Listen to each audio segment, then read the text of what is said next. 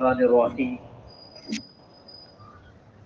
حضور پاک صلی اللہ علیہ وسلم کی عادت شریفہ تھی، جب کسی کا جنازہ لایا جاتا تو آپ معلوم کرتے اس مرحوم کے ذمے کسی کا کوئی قرض تو نہیں ہے۔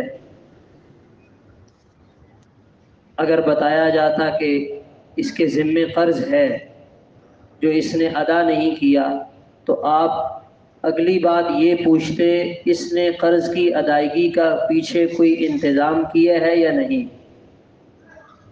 اگر بتایا جاتا کہ انتظام ہے تو آپ حکم ارشاد فرماتے کہ وہ قرض اس میں سے ادا کیا جائے اور آپ نماز جنازہ پڑھا دیتے۔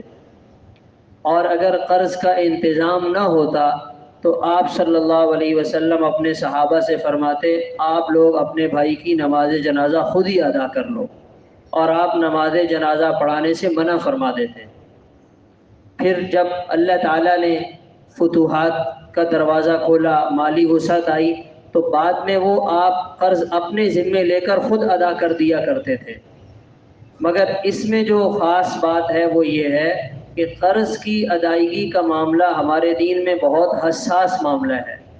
لوگ بہت آسانی سے قرض لے دیتے ہیں، قرض لے لیا اور آسانی سے قرض کو بھلا دیا جیسے میں نے کسی سے کچھ لیا ہی نہیں ہے۔ شہید کا کتنا بڑا درجہ اور مقام ہے۔